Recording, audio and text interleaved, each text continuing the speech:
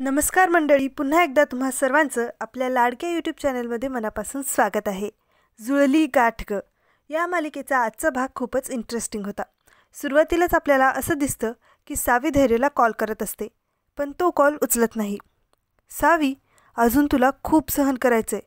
मला सॉरी म्हणायला लावलं होतं ना, आता हे त्याचे परिणाम भोग, असं धैर्य म्हणतो. इकडे नीता वहिनी मंदिरात दागिने लपवतात आणि देवासमोर हात जोडून सावीची आणि देवाची माफी मागत असतात. ते दीपा वहिनी बघते. इकडे दामिनी, दया नीता वहिनींच्या फोन किंवा मेसेजची वाट पाहत असतात. पण दया मामाला भीती असते की नीता वहिनी पकडल्या गेल्या की काय. याची खात्री करण्यासाठी दामिनी ड्रायव्हरला कॉल करून नीता वहिनींना घेऊन यायला सांगते. दीपा वहिनी नीता वहिनींना डिवोर्सबद्दल बोलणारच असतात, पण तेवढ्यात ड्रायव्हर त्यांना हाका मारत घरी बोलवल्याचं सांगतो. त्यामुळे वहिनी लगेच निघतात. बाहेर सावी सगळ्या शिक्षणाधिकाऱ्यांना समजावून सांगत असते की मी धैर्यला हे सगळं करू देणार नाही, माझ्यावर विश्वास ठेवा. त्यावर एक अधिकारी म्हणतात, तुमच्यावर विश्वास कसा ठेवायचा. तेव्हा सावी सांगते की माझ्यावर विश्वास ठेवा, भाऊंच्या स्वप्नांसमोर माझ्यासाठी दुसरं काहीच महत्त्वाचं नाही आहे. त्यावर सगळे शिक्षणाधिकारी निघून जातात. नीता वहिनीसुद्धा जात असते, पण सावी त्यांना आवाज देते. वहिनी तिला पुन्हा पुन्हा देवघरात जायला सांगतात. जर तू देवघरात नाही गेलीस तर सगळं संपेल, असं म्हणून त्या निघून जातात. हे ऐकून सावी आणि तिच्या घरचे सगळे विचारात पडतात. भाऊ सावीकडे येत विचारतात, कसं बाहेर पडायचं यातून. त्यावर सावी म्हणते, आपण काहीतरी तोडगा नक्की काढू, आणि ती धैर्यला जाब विचारण्यासाठी निघते. दीपा वहिनी ओरडून सांगते की वंस जाताय तर डिवोर्स पेपर्सवर सही करा आणि मोठी पोटगी मागा. तिकडे काही शिक्षणाधिकारी धैर्यशी पैसे घेऊन हात मिळवणी करत असतात. त्यावर धैर्य त्यांचं कौतुक करतो.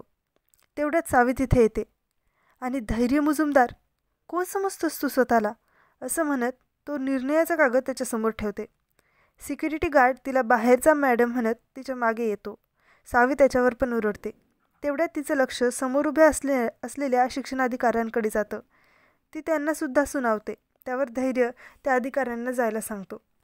सावी धैर्यला म्हणते, त्या लहान मुलांचा काय दोष आहे, असं का वागतोयस त्यांच्यासोबत. धैर्य म्हणतो, मी असं वागणार नाही, तू डिवोर्स पेपर्सवर सही कर आणि हा चेक घेऊन निघून जा.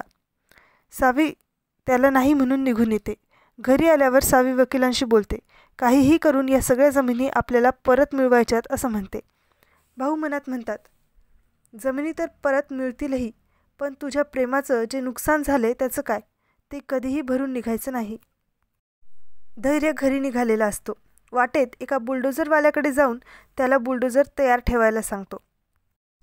इकडे नीता वहिनी आर्याला आवाज देत असतात, पण ती उठत नसते.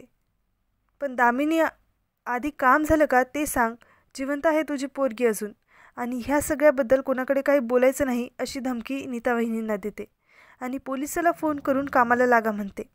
नीता वहिनी आर्याच्या उशीशी बसून रडत असतात. माझ्या हातून एवढं मोठं पाप का करवलंस देवा, असं त्या म्हणत असतात. तेवढ्यात आर्या उठते. आई, तू का रडतेस. सावी काकूने सांगितलंय की चूक कबूल करून माफी मागितली ना तर देवसुद्धा माफ करतो, तू पण माफी माग. त्यावर आर्या, काही चुकींची फक्त शिक्षा असते, माफी नाही, असं वहिनी म्हणतात. इकडे सावीच्या घरी दीपा वहिनी, कुठे डिवोर्स पेपर्स आणि कुठे तो चेक, असं विचारत असतात. तेवढ्यात पोलीस तिथे येतात आणि सावी मधुसूदन नाईक, तुमच्या विरोधात चोरीचा गुन्हा दाखल केला आहे, असं म्हणत तिला अटक करतात. पुढील भागात आपल्याला दिसतं की तुरुंगात सावी म्हणते, देवा, इथून माझी सुटका करण्यासाठी कोणाला तरी पाठव. तेवढ्यात इन्स्पेक्टर मंजू तिथे येते. आता पुढे काय होणार हे पाहणं खूप इंटरेस्टिंग असणार आहे. तुम्हाला याबद्दल काय वाटतं ते आम्हाला कमेंटमध्ये नक्की सांगा. पुन्हा भेटू उद्याच्या भागाबरोबर. तोपर्यंत आनंदी रहा, काळजी घ्या.